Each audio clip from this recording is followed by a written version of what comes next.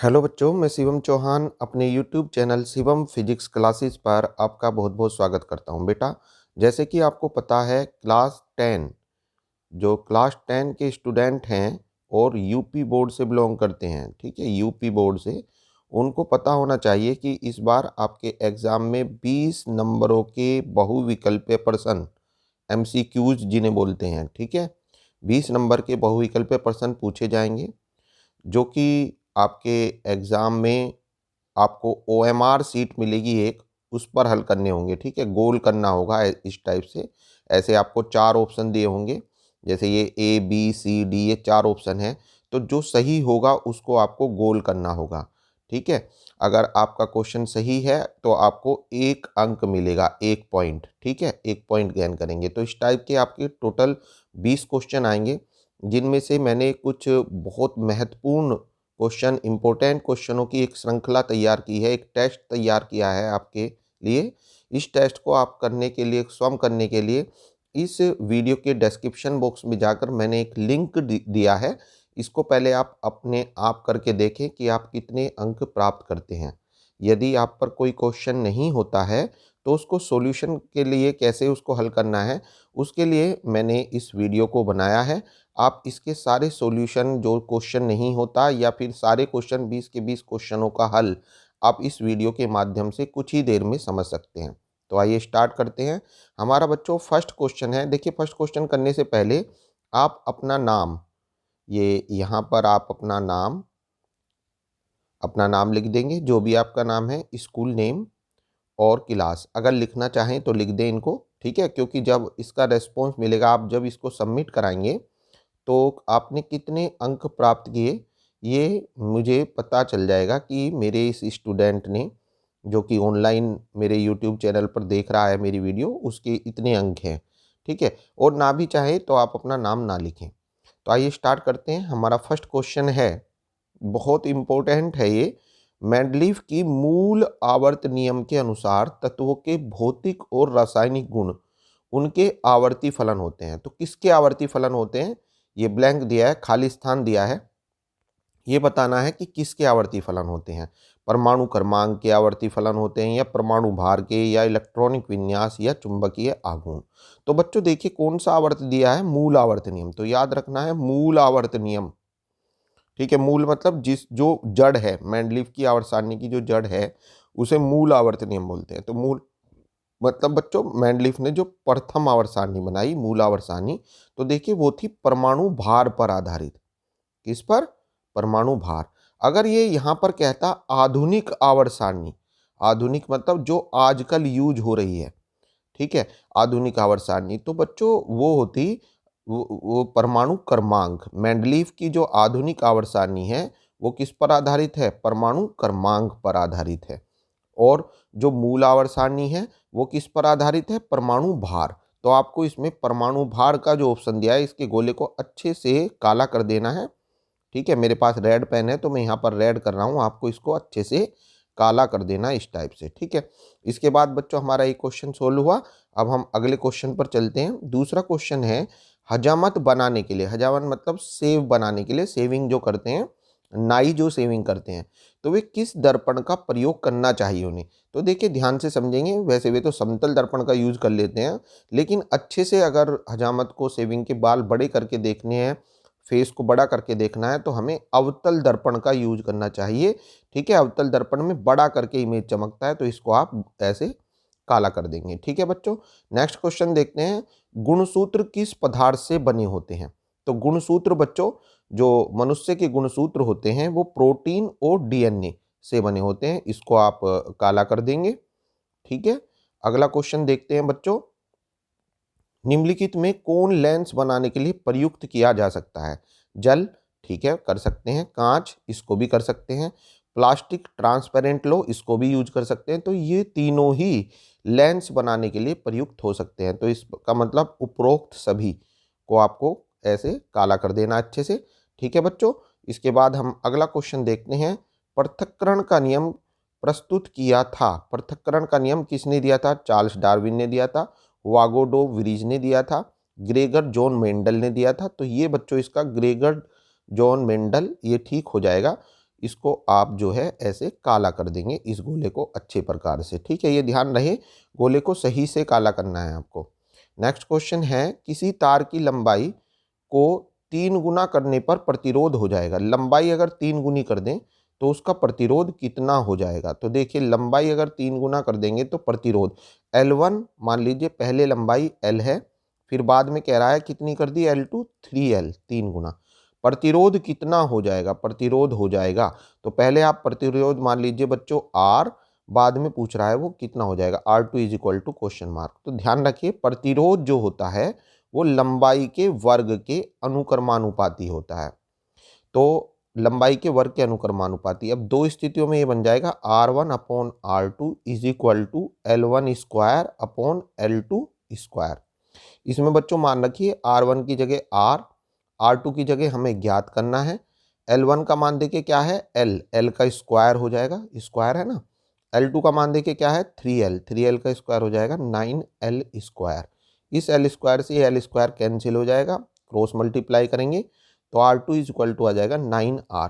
It means जो प्रतिरोध है वो पहले से 9 गुना हो जाएगा, ठीक है। तो आपका पहला ही ऑप्शन सही हो जाएगा, इसको आप काला कर देंगे अच्छी प्रकार से। ये हमने इसको काला कर दिया, ठीक है बेटा, समझ में आया। नेक्स्ट क्वेश्चन देखते हैं, चुंबकीय क्षेत्र की तीव्रता का मात्रक होता है। चुंबकीय क्षेत्र की तीव्रता का मात्रक देखिए, तो चुंबकीय क्षेत्र की तीव्रता के बच्चों आपको ये 4 मात्रक याद करने हैं। इसका एक सूत्र होता है, चुंबकीय क्षेत्र में धारावाही चालक पर बल F बराबर बिल, लाइट का बिल आता है ना घर, तो इससे याद रखो F बराबर बिल। इसमें B जो होता है वो होता है चुंबकीय क्षेत्र की तीव्रता। तो आप क्या करनेंगे, B को अलग करिए तो B is equal to F upon, ये बच्चों IL जो है ये भाग में पहुंच जाएगा तो F अपॉन IL। अब देखिए मात्रक क्या बैठेगा, F का मात्रक होता है न्यूटन अपॉन I धारा का मात्रक होता है एम्पियर, और L मतलब लंबाई का मात्रक होता है मीटर। तो क्या मात्रक बन गया, न्यूटन प्रति एम्पियर मीटर। तो इसका मतलब ये आपका जो फर्स्ट ऑप्शन है यही ठीक हो जाएगा। इसको आप गोले को अच्छी प्रकार से काला कर देंगे। बच्चों याद रहे इसके अन्य मात्रक भी होते हैं। दूसरा मात्रक होता है ये जो न्यूटन प्रति एम्पियर मीटर होता है ना बच्चों, ये बराबर होता है वेबर प्रति मीटर स्क्वायर, ठीक है। और ये बराबर होता है टेस्ला, किसके बराबर होता है ये, टेस्ला के। तो इस प्रकार चुंबकीय क्षेत्र के ये 3 मात्रक याद रखने हैं आपको, न्यूटन प्रति एम्पियर मीटर, वेबर प्रति मीटर स्क्वायर और टेस्ला। इसका एक अन्य मात्रक भी होता है गोस। क्या होता है, गोस। याद रखिए एक चुंबकीय क्षेत्र का एक अन्य मात्रक गोस भी होता है CGS में। और याद रखना है एक टेस्ला बराबर होता है 10 की पावर 4 गोस। एक टेस्ला बराबर होता है 10 की पावर 4 गोस। ये टेस्ला और गोस में रिलेशन होता है, ये भी चुंबकीय क्षेत्र के मात्रक हैं। तो इस प्रकार हमने चुंबकीय क्षेत्र के 4 मात्रक पढ़े, न्यूटन प्रति एम्पियर मीटर, और पढ़ा बच्चों वेबर प्रति मीटर स्क्वायर, और पढ़ा बच्चों टेस्ला, और पढ़ा बच्चों गोस। एक टेस्ला बराबर 10 की पावर 4 गोस। तो ये सब चुंबकीय क्षेत्र के मात्रक होते हैं। यहाँ पर आपको कौन सा लगाना है, न्यूटन प्रति एम्पियर मीटर, इसको आपको अच्छे से गोल कर देना है, ठीक है। इसके बाद बच्चों 8वां क्वेश्चन देखते हैं हम, किलोवाट घंटा किस भौतिक राशि का मात्रक होता है। तो किलोवाट घंटा जो है बच्चों ऊर्जा का मात्रक होता है। किसका मात्रक होता है, ऊर्जा का। किलोवाट घंटा किसका मात्रक होता है, ऊर्जा का मात्रक होता है, ठीक है। देखिए बच्चों इसे बच्चे बहुत गलती करते हैं, इसका लिखते हैं शक्ति, पर शक्ति गलत हो जाएगा। ये शक्ति तो बच्चों विद्युत, जो किलोवाट शक्ति का मात्रक होता है किलोवाट, केवल किलोवाट या वाट। अगर शक्ति में किलोवाट में हम घंटा से मतलब टाइम से गुना कर दें, जैसे घंटे से हमने गुना करी, घंटा मतलब टाइम से, तो अब ये बन जाएगा क्या, विद्युत ऊर्जा। क्या बन जाएगा ये, विद्युत ऊर्जा। तो याद रखना है, अगर कहता किलोवाट तो किलोवाट किसका मात्रक है, शक्ति का। अगर कहा है किलोवाट घंटा, किलोवाट घंटा, किलोवाट आवर, ये होता है किसका बच्चों, विद्युत ऊर्जा का, ठीक है। तो इसको आपको ऊर्जा को सही कर देना है। नेक्स्ट क्वेश्चन, क्वेश्चन नंबर 9 है बच्चों, दो विद्युत बल्बों की शक्तियां 100 वाट और 200 वाट हैं। दोनों ही 220 वोल्ट पर जोड़े जाते हैं इनके प्रतिरोधों का अनुपात। देखिए शक्तियां दी हैं, P1 दी है बच्चों 100 वाट और P2 दी है बच्चों 200 वाट, है ना। दो शक्तियां दी हैं 100 वाट और 200 वाट। अब ये कह रहा है इनके प्रतिरोधों का अनुपात, तो जो प्रतिरोध होता है R वो बराबर होता है V²/P। तो इससे आप देख सकते हैं कि प्रतिरोध जो है वो शक्ति के व्युत्क्रमानुपाती है, उल्टा है इसका P का। तो दो स्थितियों में बच्चों ये फॉर्मूला बन जाएगा R1/R2 is equal to P2/P1। तो ये बन जाएगा बच्चों R1/R2 is equal to P2। P2 कितना है बच्चों 200 अपॉन P1 कितना है 100। ठीक है, इससे काट देंगे इसको, 100 दूनी 200, तो ये आ जाएगा बच्चों 2/1 मतलब 2:1। तो इस प्रकार इसका जो बी ऑप्शन है, सेकंड ऑप्शन, ये ठीक हो जाएगा। इसको हम काला कर देंगे। ठीक है बेटा, समझ में आ गया आपके। अब आगे देखते हैं क्वेश्चन नंबर 10। एक अवतल दर्पण की फोकस दूरी 15 सेंटीमीटर है, इसकी वक्रता त्रिज्या होगी। तो बहुत आसान है बच्चों, फोकस दूरी जो होती है वो वक्रता त्रिज्या से आधी होती है। अगर हम वक्रता त्रिज्या की बात करें आर की, तो ये हो जाएगा 2 इधर चला जाएगा, मतलब वक्रता त्रिज्या बराबर 2f, मतलब फोकस दूरी से डबल होती है। वक्रता त्रिज्या फोकस दूरी से डबल होता है। तो वक्रता त्रिज्या r is equal to 2 into focus दूरी की वैल्यू रखिए कितनी है 15, तो 15 दूनी 30। इट मीन्स वक्रता त्रिज्या आएगी बच्चों 30 सेंटीमीटर। तो देखिए 30 सेंटीमीटर कौन सा ऑप्शन सही हो गया, बी ऑप्शन हमारा ठीक हो जाएगा। ठीक है, आगे चलते हैं बच्चों। क्वेश्चन नंबर 11 है, दूरदृष्टि दोष के निवारण के लिए किस लेंस का प्रयोग करते हैं। दूरदृष्टि दोष मतलब ऐसा दोष जिसमें दूर की वस्तुएं दिखाई दें लेकिन निकट की वस्तुओं को देखने में कठिनाई हो, उसे बोलते हैं दूरदृष्टि दोष। दूरदृष्टि दोष के निवारण के लिए हम किसका यूज करते हैं, उत्तल लेंस का। तो पहला ही ऑप्शन हमारा सही हो जाएगा, इसको हमको काला कर देना है। आगे चलते हैं बच्चों, क्वेश्चन नंबर 12। बहुत इंपॉर्टेंट क्वेश्चन आ गया ये। निर्वात में प्रकाश की चाल 3 × 10⁸ मीटर प्रति सेकंड है। निर्वात में जो प्रकाश की चाल होती है इसको C से लिखते हैं, C is equal to 3 × 10⁸ metre per second दिया है। अब यह प्रकाश 1.5 अपवर्तनांक के माध्यम में प्रवेश करेगा।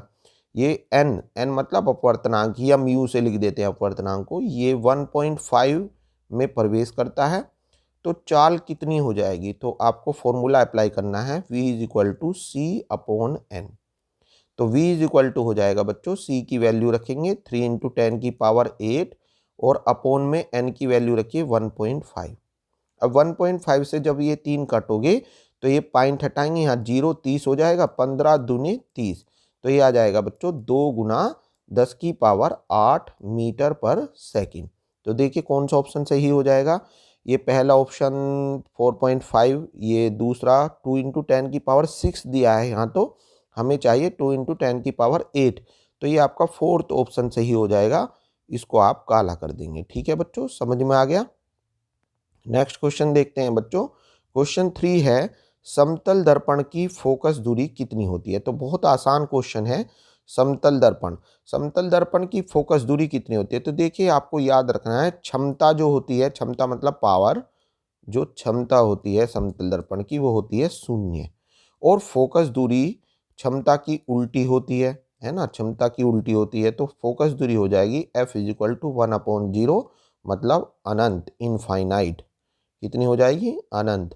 तो अनंत देख लीजिए बच्चों, ये भी फोर्थ ऑप्शन आपका ठीक हो जाएगा, इसको हम अच्छी प्रकार से काला कर देंगे। ठीक है, ये हमने काला कर दिया। ठीक है बच्चों, नेक्स्ट क्वेश्चन देखते हैं। क्वेश्चन नंबर 14 है, निम्नलिखित में एल्कीन है।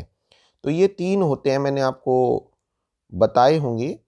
वैसे मैंने क्लास 10 के लिए वीडियो अभी नहीं बनाए हैं, तो अपने स्कूल में बताए हैं, एल्केन, एल्कीन और एल्काइन। एल्केन, एल्कीन और एल्काइन। देखिए मैंने तीनों के बारे में अब आपको बता दूं। एल्केन क्या होता है, एल्कीन क्या होता है, और एल्काइन। एल्केन का एग्जाम्पल होता है एथीन, जिनमें सब में सिंगल बॉन्ड आते हैं। एल्केन, एन, बाद में एन की आवाज आएगी इसमें, तो एथेन मतलब C2H6, ये हो जाएगा बेटा इसका। ठीक है, इसके बाद में क्या है बच्चों, एल्कीन। एल्कीन मतलब एथीन, एल्कीन मतलब एथीन हो जाएगा, मतलब C2H4। और एल्काइन मतलब एथाइन, एथाइन मतलब या एसिटिलीन, तो ये हो जाएगा C2H2। ठीक है, ये होता है बच्चों। तो अब आप देखेंगे इसमें कौन सा सही हो जाएगा आपका। निम्नलिखित में एल्कीन है, तो एल्कीन मतलब एथीन, एथीन मतलब C2H4, तो ये आपका इसका ये बी ऑप्शन आपका ठीक हो जाएगा। तो एल्केन का एग्जाम्पल याद रखना है, एथीन, ईन। एल्कीन मतलब ईन, ईन बाद में ईन तो एथीन C2H4। फिर एल्काइन मतलब आइन, बाद में आइन तो एथाइन मतलब C2H2। तो ये तीनों आपको याद रखनी है। इसका बी ऑप्शन ठीक हो गया, हमने इसको काला कर दिया है। आगे देखते हैं बच्चों क्वेश्चन नंबर 15। Li विकिरण संबंध दर्शाता है। Li मतलब लिथियम, लिथियम किससे विकिरण संबंध दर्शाता है? तो इसके लिए आपको याद रखना है बेटे, जो द्वितीय आवर्त होता है, कौन सा? द्वितीय आवर्त, सेकंड आवर्त, वो तृतीय आवर्त के उन तत्वों से, तृतीय आवर्त के उन तत्वों से विकिरण संबंध उनके संबंधों से गुणों में संबंधता दर्शाता है जो उसके विकर्ण अभिमुख होते हैं। जैसे द्वितीय आवर्त में देखिए ये आता है बेरिलियम, फिर आता है बच्चों बोरोन, ठीक है, फिर आता है कार्बन, ऐसे ही है ना। उससे पहले बेरिलियम से पहले आता है लिथियम। एक बार इसको ऐसे लिख लेते हैं, द्वितीय आवर्त मतलब सेकंड, द्वितीय आवर्त। ये अब देखते हैं बच्चों, द्वितीय आवर्त मतलब सेकंड आवर्त, तृतीय आवर्त मतलब थर्ड, है ना। अब जगह हमें स्पेस थोड़ा ज़्यादा मिल जाएगा। द्वितीय आवर्त में लिथियम होता है, उसके बाद आता है बेरिलियम, उसके बाद आता है बोरोन, उसके बाद आता है कार्बन। ऐसे ही तृतीय आवर्त में लिथियम के नीचे मतलब थर्ड आवर्त में सोडियम आता है, फिर मैग्नीशियम आता है, फिर एल्यूमिनियम आता है, फिर सिलिकॉन आता है। अब देखिए, द्वितीय आवर्त के कुछ तत्वों के गुण, द्वितीय आवर्त के कुछ तत्वों के गुण तृतीय आवर्त के उन तत्वों के गुणों से समानता रखते हैं जो उनके विकर्ण अभिमुख, विकर्ण मतलब ऐसे जो विकर्ण पे पड़ेंगे ऐसे। लिथियम के गुण मैग्नीशियम से मिलेंगे, बेरिलियम के गुण एल्यूमिनियम से मिलेंगे, बोरॉन के गुण सिलिकॉन से मिलेंगे। तो इट मीन्स लिथियम के गुण किससे मिलेंगे बच्चों? मैग्नीशियम से। अगर बेरिलियम आता तो इसके गुण किससे मिलते? एल्यूमिनियम से। तो आपको कौन सा सही लगाना है? मैग्नीशियम। तो मैग्नीशियम अर्थात इसका सी ऑप्शन, तीसरा ऑप्शन इसका बच्चों हमारा ठीक हो गया। ये आप गोले को काला कर, देखिए गोला काला करने के लिए जैसे ये गोला दिया है तो आपको पहले इसको बाहर, आउटर जो लाइन है इसको यहाँ से टच करते हुए अंदर लेकर आना है। ऐसे जल्दी गोला काला होगा और सही से होगा। ठीक है, जैसे ये गोला दिया है तो पहले आउटर बाहर आपको इसके ऐसे, इसको गोले को बाहर से शुरू करके ऐसे अंदर की ओर लाना है। ऐसे आपका गोला ये काला हो गया। नेक्स्ट क्वेश्चन देखते हैं, क्वेश्चन नंबर 16। निम्न में कौन सी धातु अम्ल से हाइड्रोजन विस्थापित नहीं करती? तो बहुत आसान है बच्चों, कापर। कापर का स्थान विद्युत रासायनिक श्रेणी में हाइड्रोजन से नीचे होता है, तो ये जो कापर जो है अम्ल से, किसी भी अम्ल से हाइड्रोजन को विस्थापित नहीं कर पाती। जैसे HCl है और हम इससे कॉपर से अगर इसकी क्रिया करें तो नो रिएक्शन हो जाएगी, क्योंकि कॉपर जो है हाइड्रोजन को विस्थापित नहीं कर पाएगा। ठीक है, क्यों नहीं कर पाएगा? क्योंकि कॉपर जो है विद्युत रासायनिक श्रेणी में हाइड्रोजन से कम क्रियाशील होता है। ठीक है, नीचे आता है। नेक्स्ट क्वेश्चन है बच्चों ब्यूटेनॉन। ब्यूटेनॉन में क्रियात्मक समूह है, क्रियात्मक समूह। तो देखिए ब्यूटेनॉन, बाद में काय की आवाज आ रही है इसकी? नॉन, ओन, ओन की आवाज आ रही है भाई। ओन होता है कीटोन ग्रुप।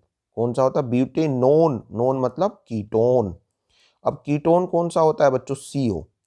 कीटोन कौन सा होता है? CO। तो देखिए ब्यूटेनॉन में कौन सा समूह हो जाएगा? कीटोन मतलब CO। CO देखिए कहाँ पर है, ये रहा, ये CO। तो आप इसको जो है CO को ऐसे लिखते हैं बच्चों बॉन्ड की फॉर्म में, C डबल बॉन्ड O, और यहाँ पर एक जुड़ेगा कोई भी परमाणु और यहाँ पर जुड़ेगा। ठीक है, तो इसका बी ऑप्शन सही हो जाएगा, इसको आपको काला कर देना है।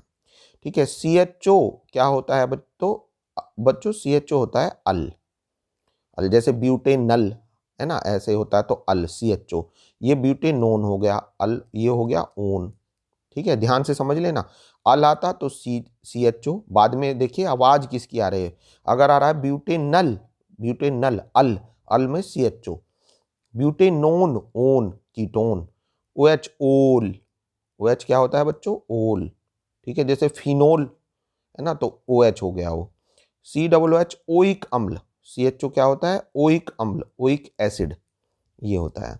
तो ये आपको याद रखना है बच्चों, COOH मतलब ओइक एसिड, OH मतलब ओल, CO मतलब ओन, CHO मतलब अल।